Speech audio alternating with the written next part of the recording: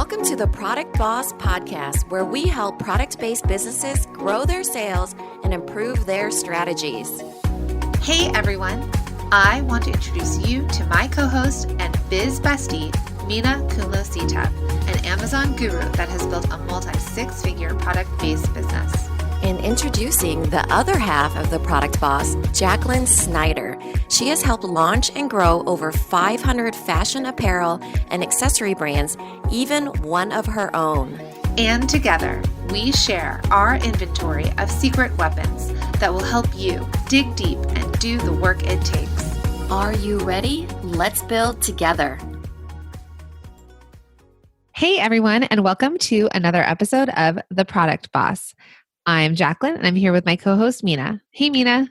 Hey, Jacqueline. Today, our episode will be about the do's and don'ts of product photography. Yeah, what you should be doing when you're taking photos of your products. It gets a little bit overwhelming at times because don't we always need photos, right? So many photos. And it's all visual these days, right? So when it was in the store, people could actually walk up to your product. They could pick it up, hold it. You know, you're attracted to something, you'll walk up. With everything being online now, it's all about your pictures and pretty pictures, pinnable pictures, Instagrammable pictures, and pictures that really just sell the product. So they're about what you're selling and they're just a great photo. Yeah. So should we start with the don'ts and then end with the do's so we can, go on the uphill climb and, the positive at the end here? Sure. So one of the reasons we were inspired to do this episode was because we are also doing the Subscription Boss episodes on Fridays sponsored by Cratejoy.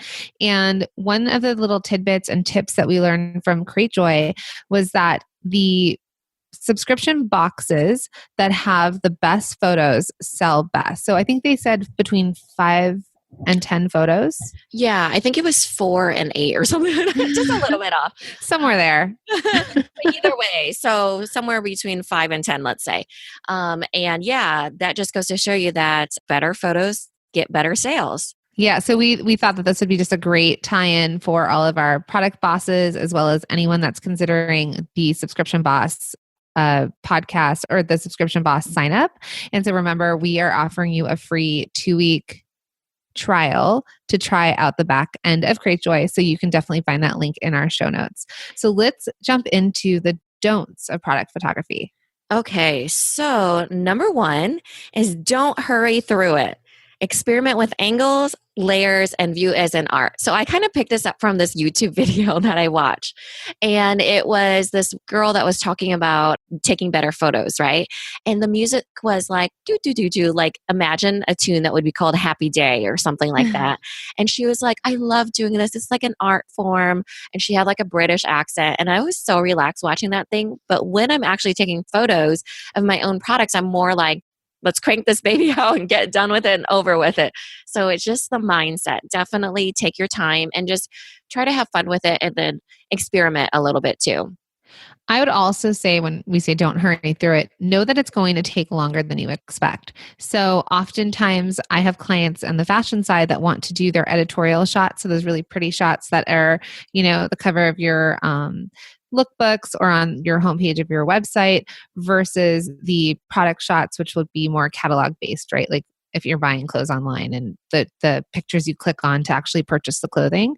And sometimes they want to do it all in one day. It is really hard unless you're experienced and you know what you're doing and everything's pre-styled. So just know that it might take longer. So to give yourself more time. Yeah, you might want to prep for it. So maybe gather up all your props that you want to use and then the next day allot some time for a studio shoot or something like that. I will say if you're doing anything that's on a model, that would take longer because you have to, basically they have to change, they have to put their clothes on, you may have to restyle their hair, put different jewelry on or whatever you're doing. There's a little bit more than versus if it's a product stylized. So there is a whole prep time to that. And I will do a little Facebook Live in our Facebook group and I'll talk about the things to do for if you're going to use a model, how to prep the night before. Yeah, and mine are not quite that fancy. So when I've taken my own product photos, I have set up a foam core thing and on my kitchen table, which is in front of our sliding doors that has two windows on the side. And then I have a bright white foam core on the other side to bounce the light. And then I just take some photos with that white background. It's like a bottle with a label on it. But sometimes that's all it takes. And I just, it's just kind of just getting done with it. But now I'm going to try to have more fun with it and take my time with it. So if we're talking a do or don't, what do you think about them taking their own photos versus hiring a photographer? I think it's easy to get started doing your own, but I remember had sat in on photo shoots. I have a fake degree in graphic design. I have a designer's eye. So I feel like that's helped with, that rule of thirds and all that stuff. But it's hard. People are talented at it, some way more than others. And some people can just get away with it a little bit better. I can tell that mine are taken by myself, whereas like now I'll kind of get in this story more, but I've actually hired a few different people along the way just to get myself going. And it's been a steep learning curve. Yeah, I would say don't assume you are a photographer. So if you, we all have our iPhones and there's some really great things on there. And if you watch tutorials and figure out how to do this the right way, and we're going to go through other aspects of this, like with lighting. But if you could afford it, I would always tell my clients, invest in the things that you're not great at, like you're not the professional, because if your stuff looks professional, people will think that you're backed by so much more money. You're not this like thing that's happening out of your garage. And then they're going to believe in your product more. So the more professional you can make things look, the better off your business will be. Yeah, I completely agree. So the next one is don't clutter the background. So it is really easy to think that you should have some fancy chevron or paisley background, but don't clutter it up with too much pattern or too many props, because it will deter from the main image, your product that you're trying to sell. 100%. I tell people that all the time when they're doing, again, fashion photography, because oftentimes they'll want to style it and make it feel like it's a magazine shoot, but that's not the point. You're trying to sell the product. You're trying to sell that shirt or those shoes or that bracelet or that baby bottle, whatever it is, you're trying to sell that specific thing. So don't distract from what you're selling. Yes. Okay. Also, the next one, we kind of already got into this. Don't be afraid to hire it out. It can get expensive. So my first hire was my cousin Jimmy, but he was a photographer. Shout out to Jimmy. He doesn't any longer do it, but Kuno Photography, may it rest in peace. So I hired him, and he was not a product photographer. So they were okay. They got me. He had a great camera and he had lights. So it was great. I also took my own for Instagram. And then my most recent hire before these most recent hires was someone I knew locally that was a photographer, and she did natural light photography. However, this should be another don't. Don't be afraid to hire it out and let some control go. I think I tried to control it too much. So then my photo shoot was in the same time as my headshots. And that was when the light was going down. So it was like at 4:00, in wintertime. And so the lighting was not great. It was so harsh on the products. So me trying to control the situation, I couldn't control the light, obviously, and trying to get the headshots and the timing and all this stuff made for bad photos. They could have been a lot better. I got maybe a handful, maybe 3 to 5 photos out of there, but I paid like $350. So not, when you do the math on that, not that great, guys. So do hire it out, but don't have too much control over it. I'd also say don't be afraid to ask. So go on Facebook and just ask amongst friends or locals that you know. I had met a guy, so my shout out is the man you see. So it's the man you, the letter U and the letter C. Anthony, he's been working with me for like 10 years. He was in my building. I saw him with a camera one day taking shots. And I mean, he's really blown up since then. But I asked him, hey, do you want to do shots? And he was so into photography that he at one point was doing them for like almost free. Now he's doing billboards around LA. I mean, he's definitely like all his rates have gone up, but he was great. So don't be afraid to ask also newbies if your budget is really low. put an ad out or put something on your Facebook page just saying, hey, looking for photographers. But remember though, they have to be product photographers. Like we talked to somebody who did our headshots because we did that when we were together in Wisconsin, and she does everything with natural lighting. And she felt like she wasn't fully a product person because she liked natural light versus studio light, and some product needs studio light. So don't be afraid.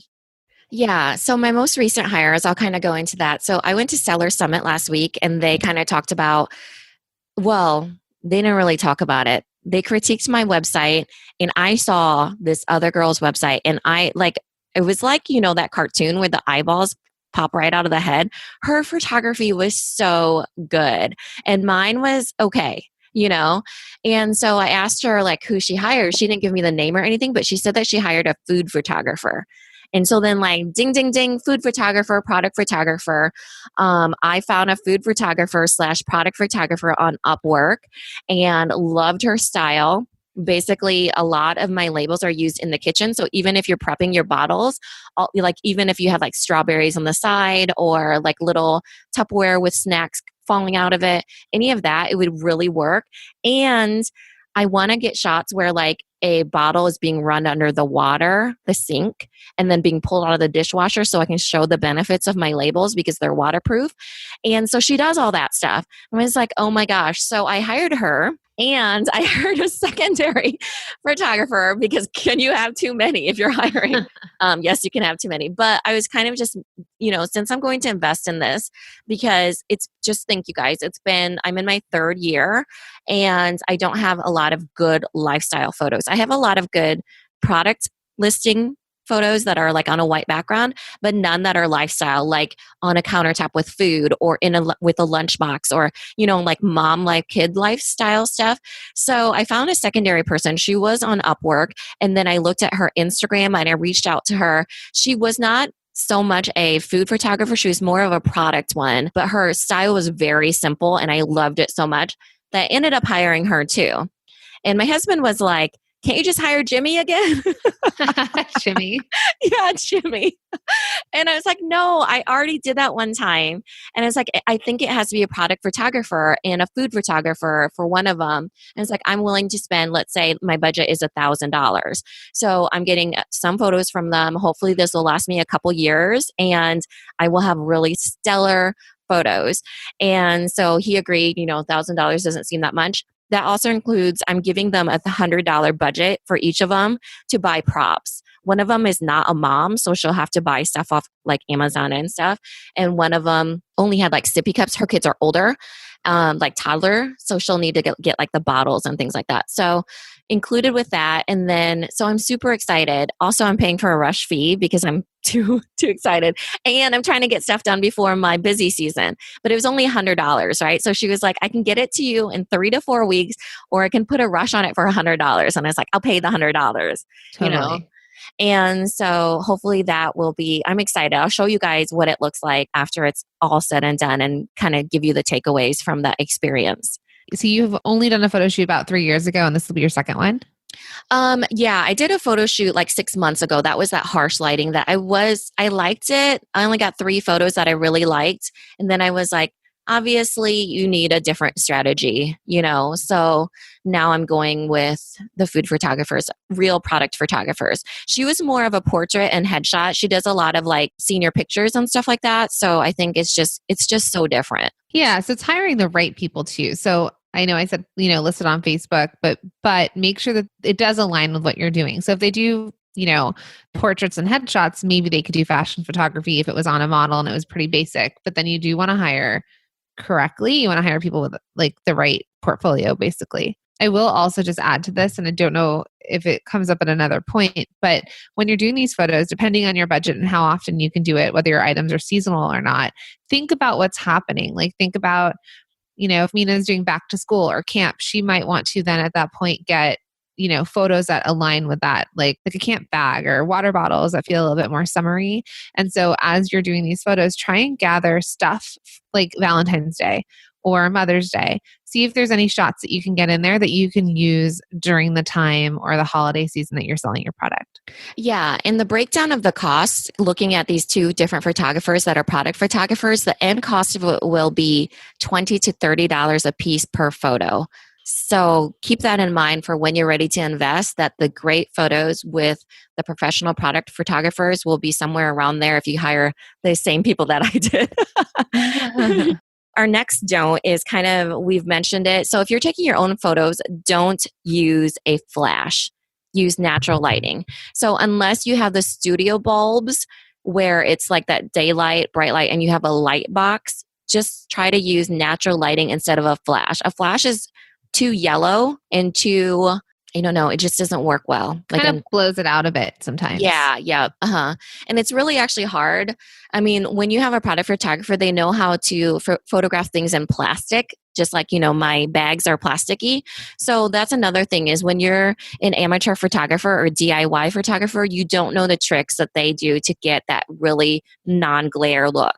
Yeah. So when I did Cuffs Couture, I actually bought one of those pop-up white boxes. You can get them on Amazon, and it came with little desk lamps with different sort of covers to change the lighting and the light bulbs, and the white box, because it was for small products.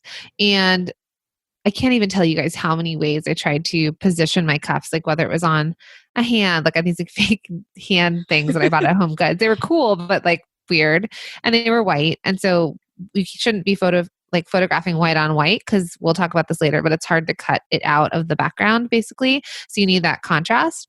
And then I had them on these little like clear like silicone tubes to try and hold them up. And I did the photos. They were fine because I had the right lighting and I kind of studied it and for what I needed it. But then all the shots on models and whatnot, that was all done with a professional, and they looked amazing when they were done by a professional.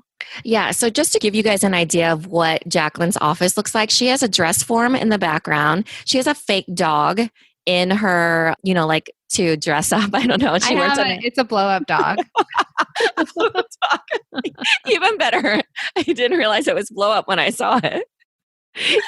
I had a client that did I had two clients that did dog clothes. And so I needed a mannequin for that size, and you can get dog mannequins. What else do we have? We have multiple dress forms. So I had this white dress form that had no head, but had this body. And because I used to do back like 10 years ago, I used to help my clients and I would take photos. And I had like a gray backdrop with the white mannequin in front, but you have to really make sure that there's like that contrast to be able to cut it out. But the yellow was crazy. And then adjusting it in Photoshop and whatnot to try and, I'm not a professional at any of these things. So it took me longer than it should have versus if I had paid to get someone to do it. But when you're in startup phase, you try and do a lot of things and you learn, and then you realize next time you should outsource it. Yeah, I did it all myself too. I mean, you kind of start there because you can get so far for sure, especially in that, seed to startup stage. But the next don't is definitely one that startup people kind of get caught up in, and that is don't over edit. Don't think an Instagram filter is going to save you when you over edit that bad photo, so don't over edit is the next one. What do you mean by don't over edit? I think when you look at some people's photos and they have a product and they like super saturate it because it's a filter in like Instagram, let's say. So they put a super saturated filter on it, thinking that will save, thinking they're going into a brand feel, right? Super saturated photos. That people will see right through that. You need bright, airy photos for all of your products, and they need to be natural without filters. Yeah. I would say, again, just going back to YouTube, there's so much online, like little hacks on how to do your own photography. I remember seeing this one that was like a product, like a home, like a in your kitchen type product. I think maybe it like did those noodles out of vegetables. And they showed how they did this product photography, and they basically took foam core, put that marble paper down, sticky paper, so it looked like a marble countertop. So let's just talk about that really fast. Marble countertop makes you think expensive, rich. Everybody wants to, cook in a beautiful kitchen with a marble countertop. Really light, like bright light, like not bright light, but very light and airy, like Mina said. And they showed the product being used in product photography. Turns out when you zoom back, it was just foam core with like foam core around it to bounce the light, and it wasn't as glamorous as I thought it was, but it was a great shot that made the product look good. So look that up, try it yourself. And if you realize you can't do it, again, I'm going to go back to outsource this. Yeah. So let's move into the do's. We've kind of talked about some of this stuff, but do shoot in bright light. So this is kind of that whole, make sure you get some bright light, even if you're using your own kitchen or foam core. The idea of the foam core thing is that you're bouncing the light. So if you have something in the opposite end of, facing your window, it will bounce the light back. So keep that in mind. That way you get that extra light in there. You see it all the time when people are actually taking like senior pictures. There's somebody holding a big white, whatever those thingies are called, A round disc. We know what we're talking about. Yeah, official photography terminology here, guys. And then the next tip for do's is just exactly what Jacqueline was saying. Do make it seasonal. So if Mother's Day is coming up or Valentine's Day, you want to incorporate all those props that would make it so it's like holiday-esque or whatever. So once I decide which photographer I like better, I plan to keep one photographer on. Do they know they're head-to-head in this competition? No. They have to vie for my love without knowing it. So if you're listening to the podcast and you're one of these photographers, just know you better do your best. And then I'll incorporate those seasonal ones in there, but I don't want it to get too confusing. Hey guys, we just need to interrupt the podcast for a minute. You know what would be so exciting for product business owners? Reoccurring revenue and reoccurring sales. You know what else? Multiple streams of revenue and brilliant ideas. This is why we're over the moon about our partnership with Cratejoy, the all-in-one subscription box solution. They are passionate about helping you start and scale your subscription box. Amazing, right? What's even better is they are offering our listeners a free 2-week trial to test out the back end of Cratejoy and experience how easy it would be for you to add a subscription box as another stream of revenue for your business. You may be thinking this idea is so out of the box, pun intended, but guess what? It could lead to huge things for your business. It gives you an opportunity to test Cratejoy out. No credit card required, no obligation, while asking yourself, would an added revenue stream benefit my business? Yeah. So join us. Sign up for the free 2-week trial run. Again, no credit card required, no obligation, and see what it's like to be a subscription boss. The link is in the show notes. So I know I shop Bando. So Bandos are they're like hair clips and accessories and whatnot. Mm-hmm. But Cuffs Couture was in the same showroom with them back in the day. And I always looked at their photography because they had such fun photography for their hair clips because it was so specific, like hearts. And then they would have confetti jumping up in the, like not jumping up, but throwing confetti in the air and catching that shot, or glitter, or, just depending on what your brand is. But whatever photography you can get going, like just think about it, like New Year's Eve, Christmas, opening boxes, all of that. It's a lot to get in one, but let's say you're going to do this every 6 months or every 12 weeks or 16 weeks or something. Try and capture what you need for that timeline in that season. Yeah, and you can always reuse them for the next season. So let's say you pick out 3 holidays that are your big profitable holidays. So maybe for me, it would be camp season, back to school, and holiday, I guess. Not really, but that's just for everybody. So let's say I pick those 3 times and then I just reuse some of the photos the following year. And then the following year, I pick a few more other holidays. So you only get to like 1 holiday per month. But I'm not going to promote St. Patrick's Day or something, Yeah.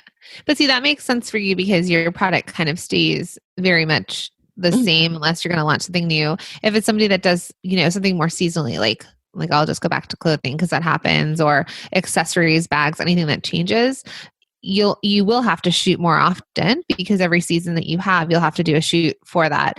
But again, just thinking about where you're going to use these things, Instagram, Facebook, Pinterest, and then on your homepage, like what they're being used for. Yeah, absolutely. So the next do is to do a tutorial.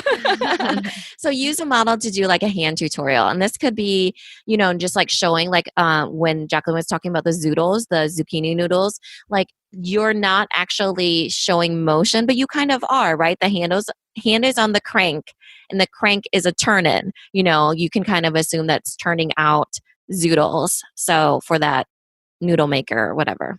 I'm going to shout out to Lilo. She's a client of mine and she's doing these really cool bags. They're for protection. So they're fanny packs that also turn into purses and they have protection in there for EMF. So the radiation that comes off of your phones.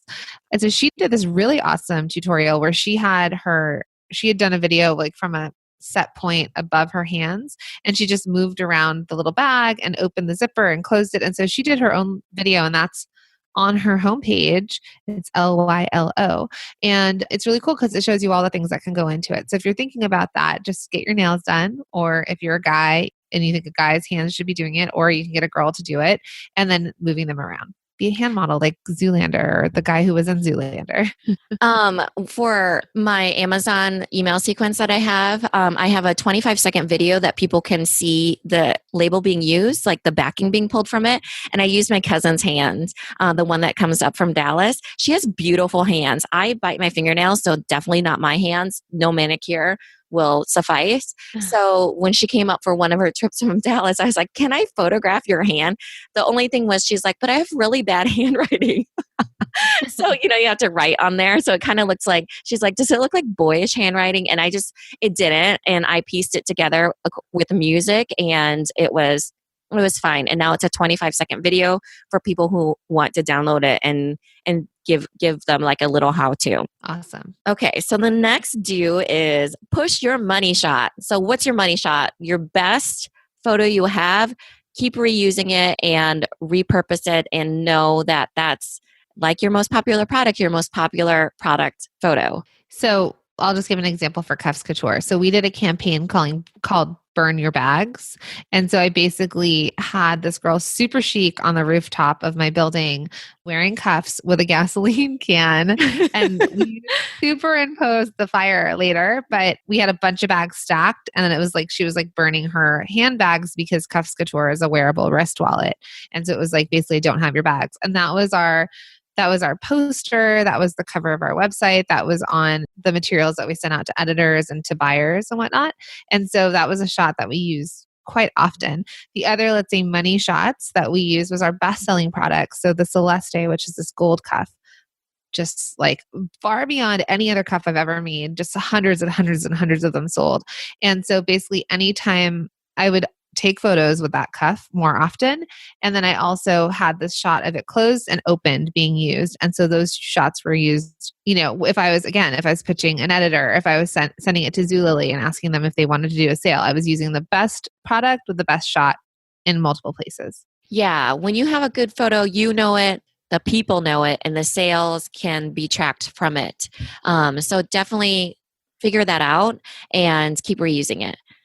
Okay, so the next do is pay someone to knock the background out. So let's say you do have a flat lay or something or any other type of photo. If you pay somebody on Fiverr $5, they will knock out that background for you and it'll be the best $5 you've ever spent.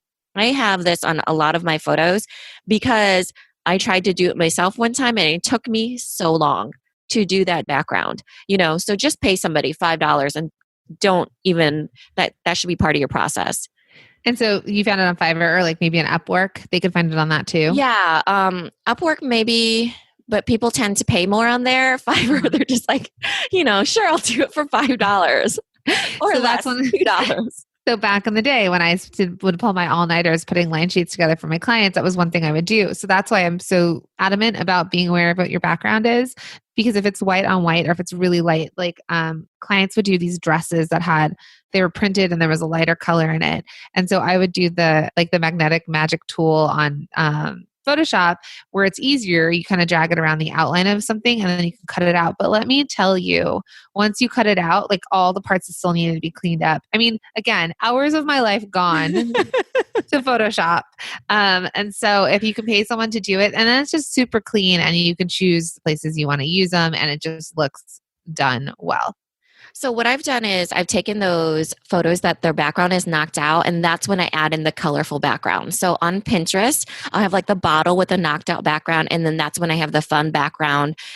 Sometimes it's girl oriented and sometimes it's boy oriented. Sometimes it's just solid, like a different color, but that way I'm not stuck on one color and I can actually add in a fun background because it's more appropriate for certain situations than others, so it's a way to like reuse all your stuff. And another thing you could do that too is you can like Unsplash is a free place for photos. And sometimes what you could do is you can get one of those, it looks like a flat lay, like a blank flat lay. And then depending on what the perspective is, you could lay down whatever that cutout picture is on it. So I have something on for my designer consulting co-op where it looks like a computer screen. And I actually took the cut image and put it on the computer screen. So it looks like you're looking at something on that. So it just helps you be able to use these, paper doll, all these things together. Yeah, when you're superimposing like your images on, like if you have a planner, you can put it on a desktop or, have little pencils around it. It's just way easier. And you're just, getting more photos out of there. And yeah, Unsplash and Kaboom Pics is what I also use. It's royalty free, so you're not paying anything. Though it would be nice of, you to throw credit to the photographer when you get a chance. Okay, so the next ones kind of go hand in hand. It's our last one, but we can kind of talk about more of our overall opinions about this. So take the photo full length and then crop it differently. So this means back up a little bit, and that way you can make it into a whole bunch of cropped sizes. Yeah. So I say this a lot for fashion again. So if anything's model based, oftentimes, let's just say it's a head to toe model and clients will want to sort of like zoom in on something like a shirt. Maybe it's a shirt and pants or together. They might zoom in and like actually cut the model's head off or like get her at the chin, like cut it off at the chin and like do the zoomed in part and then her arms are cropped. If you could take the photo, top of her head to her feet, then you can zoom in post and, crop it wherever you want on her face and pull it on the top, or if you want to show the pants, because think about online stores, like anywhere you're buying clothing from, let's just say even like gap.com. When you look at pants, oftentimes it's cropped somewhere in the middle, like around maybe where her belly button is, and you're looking at just the pants. And then they'll also show you a photo head to toe so you can see the garment being worn as, an outfit. So you don't want to end up with a whole bunch of shots that if you crop them when you were taking the photos from her chin to her wrist and then realize later like these are unusable or they don't fit in wherever you're trying to post them. Yeah, love that. So that was it, you guys. The do's and don'ts of product photography. I was thinking it might be fun for us to talk about our photo shoot that we did in Milwaukee together and some of our takeaways from that. Yeah. So I'm just throwing this on Jacqueline right now. It was hilarious. So you all know that Mina and I live in different places. And so we're not together very often. And when we are, we have so much fun together. And so we decided while we were together that we would do shots together. So headshots or, photos that we could use on our website and on our podcast artwork and just anywhere. If we're going to be interviewed by anyone, we can hand them photos. And I'm sure a lot of you know this about yourselves. There's probably not a lot of pictures of yourself by yourself that are good. Like I'm usually cropping my husband's head out or like there's a kid's head below me, So as professionals, we decided to do a photo shoot together. And do you want to tell them how we found our photographer in Wisconsin? I think we did mention this in a different episode, did we? I'm not sure, but it was very creative because we had gone on groups on Facebook and posted sort of like a job posting. So that's one thing you can do and just like shout out on a photographer Facebook group, like, hey, anyone in Milwaukee, Wisconsin that does headshots, which we did. And then Mina shortcutted the whole thing. Yeah, I didn't like any of the people that were popping up because they weren't exactly on our style of brands. So I just basically went to Instagram and went to hashtag Milwaukee photographer. And then I realized Milwaukee can also be shortened by MKE. So I looked up MKE photog and then found like 5 people, reached out to all of them, got an idea of what their rates were, if they were available. I only reached out to the people via email if they had an email in their Instagram profile and if I liked their portfolio. I feel like if they're a legit photographer with like professional skills for branding, that they'll at least have a good Instagram feed. So I just reached out to those people, and then we narrowed it down to one person, and she was the lucky person that got to photograph us at the hotel that we were staying at. And she was amazing. It was one of the things that I took away from there is that Jacqueline and I are very chatty. She had to tell us several times that we needed not to be so chatty, because it's a terrible picture when you're chatting away. It's kind of like taking a photo of yourself dancing or eating, right? Then you're just like not as poised and posed as you could be. Every time she told us to be quiet, I laughed because my mom and her husband constantly are talking while we're taking photos of them. It's all these pictures of their mouths in different positions and they're not smiling. So we were doing that and we were spending money to do that. But these are our takeaways. So Mina and I do not feel comfortable in front of the camera personally, right? I don't know why you don't. You are super photogenic. And she even said to you that you're so coachable. And she was literally like, chin down, chin up, head over the shoulder. Like I was like, just put my hands in front of my chin and I'll be good. There's such a thing as good angles, you guys. Yes, which I still am not sure which side is my good side. So this is the funny part. So Mina and I, we were taking shots, again, all these ideas of what we need. So we did shots in front of our microphones with our computers out. We did shots drinking coffee, which mind you, I spilled on myself because if I ever have a glass of anything and I'm talking, it usually starts to like tilt. And then we did some shots around Milwaukee, like walking in front of like interesting backgrounds, but not super crazy. So it was like a brick wall or, garage doors, that sort of thing you'll see when we eventually get them. And one of the thing that I found the hardest was posing with Mina, because the last time I did a shoot with somebody else was either with my husband, either a wedding or like family photos. And when you're with your significant other, you can cuddle up close. Or I said like do the prom pic, where you're holding each other. But Mina and I were like, how do we stand next to each other? Like, and show that we like each other, but does my elbow go on her shoulder? Do we like hold each other? Do we just go back to back, or do like Charlie's Angel poses? She was having us walk towards the camera, and I was like, do I need to be sashaying it up, or it's just normal walk here? So it was a little bit of a learning curve.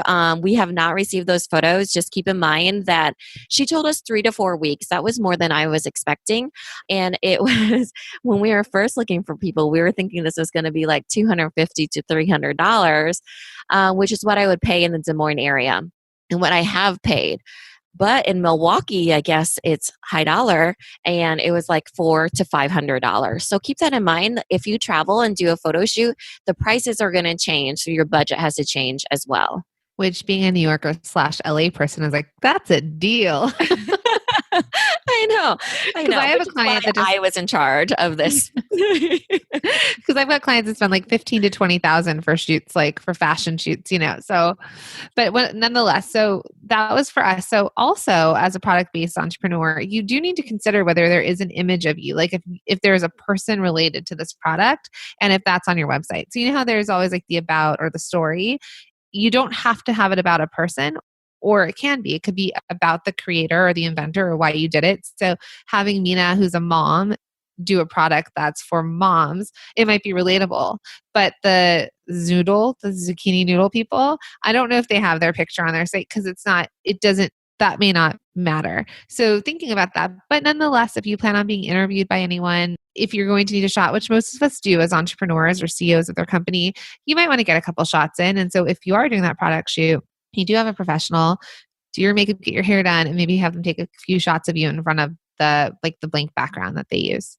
Yeah, because one of the main things about Jacqueline and myself, when we're out and about, we're having so much fun that we rarely take photos together, which is not great for social media and not great for our brand photography because we take 0 photos together. Maybe we'll throw in like 1 or something, but we definitely need to be better about it. I told her that maybe we should start setting a timer that says take a pic, And we're going to be working on that too. We're planning on some like visibility type episodes for you guys. And so that's something that Mina and I too, since we're behind the microphone and we see each other, but you don't see us, we're also going to work on in tandem with you, because no matter what, we're all building a brand. And so no matter what, we all have to figure out how to tap into that, like video and photography and the visual aspect of the world now and how people buy into brands based on that. Yeah. So Jacqueline really wants to, well, she suggested this since we're trying to leverage video to do these podcast episodes on video as we're recording, mics and all, rolling up in here in our crazy looks and stuff, which I'm kind of like, oh, this is why I love podcasting is she's the only person that gets to see me and I can come as I am. But you never know. I guess you guys will see us more often. So this might be a summer project that we end up doing. Or every once in a while when we've decided that we could plan ahead enough to do our makeup. I was telling Mina though, I booked through Designer Consulting Co-op. I did this 25 days of video and I thought I batched it. So I did like 6 episodes a night. They were like 13 minutes or something like that videos. And I thought I had done my makeup and looked cute. And then I had a client comment and she actually ended up working with me and booking with me. But she's like, the reason I liked you is because she more or less said, because you look so tore up at the end of the day. And you're not afraid to get on a video. And I was like, oh, okay. I thought I looked good. Yeah. She phrased it so sweetly. She was like, when I saw you, I thought, that's my girl right there. Yeah. Which I thought was really nice, Yeah, and that's the thing. And Mina and I talked about it and she's like, that's, you want to align with your customer. So if they, there's the people who are super done up and they're one way and then there's people who aren't. So if I jump on and do this Facebook Live about video, I may or may not have makeup on. We'll have to see how I feel. Yeah. So one of the things that I know it's so crazy to think about, but on Amazon, there's Chinese hijackers that will take over your listing and kind of knock off your product, right? So they've done that where they've kind of knocked off my product. So I have this thing where I'm like, do I want to have my picture on there? Because what if they assume that I'm a Chinese hijacker being Asian, right? These are the crazy things that come up in my head, you guys. And it's like, so maybe it's, hindering my product if I'm on camera. So that is a limiting belief. So, that people will assume I am a Chinese hijacker. I don't know why a Chinese hijacker would be the face of a brand, but you get what I'm saying. Like, just put yourself out there. It'll be fine. And if I can do it and Jacqueline can do it, you guys certainly can. Wear an American pin like all the politicians. Just wear a flag. Like American. That's true. That's subliminal messaging. Or I have that really big flag that I won when we were at Magic together. I'll send it to you. I know. Okay, so Jacqueline, we have an episode coming out tomorrow, right? For Subscription Boss. So tomorrow is an on-air coaching call. You guys, we have been doing, we've been leaning into this on-air coaching call thing, which by the way, we would love to hear whether or not you like these on-air coaching calls and if you want us to continue doing them. We just did one for the Product Boss this last Thursday. It came out with Pam Andrews of In Pursuit of College board game. Tomorrow, we're going to be coming out with a on-air coaching call for Love Delphine, which is a boutique, an online boutique. And she has like outfit boxes that we are helping her kind of brainstorm into the subscription box model is what the episode is all about. Yeah. So again, tomorrow, the episode on Friday, which is sponsored by Cratejoy, it's the subscription boss. And that's where we're going to interview Love Delphine, which it's an awesome episode where she's thinking about doing these day boxes. So she's already selling these boxes that people are buying of a full outfit put together and how to transition it from what she's been doing online on her online boutique into a subscription model. Yeah. So this will only be like our third on-air coaching call. Jacqueline wants to do more of them. I'm feeling like I could definitely do some tweaking on my end with my coaching. I think Mina's great and she's being hard. But so what we'd love you guys to do is a couple things. There's a few things here. So if you're interested in the subscription model, again, in our show notes, but also, we could put a link to our Facebook page on there. And we'd love to hear your feedback on if you like the on-air coaching calls or not. And if you do, we also take applications on our website if you're interested in being coached on air. Yeah, on www.theproductboss.com/podcast. If you scroll all the way down to the bottom, it says, are you interested in being a guest? And so you just need to fill out that form and say that you want to be an on-air coaching call. Yeah. So thanks again for joining us on the do's and don'ts of product photography. And we will chat with you guys again tomorrow. Yeah. Talk to you later. Thanks so much, everyone. Hey, you guys, we're adding a new special series on Fridays to the Product Boss podcast feed called Subscription Boss. We want to change lives by showing you how to become a successful subscription box business owner. Our plan is twofold. First, we're giving you step-by-step episodes of how to get this reoccurring revenue done. And second, we get you on the right platform to pull this off. That's where Cratejoy comes in. They're our partner in this in an all-in-one subscription box marketplace that you can sell on. We get you in front of their 3 million monthly website views for extra visibility. With both of those combined, we can really make some magic happen. So let's do it. Join us every Friday for Subscription Boss episodes right here on the Product Boss podcast feed. We'll see you there.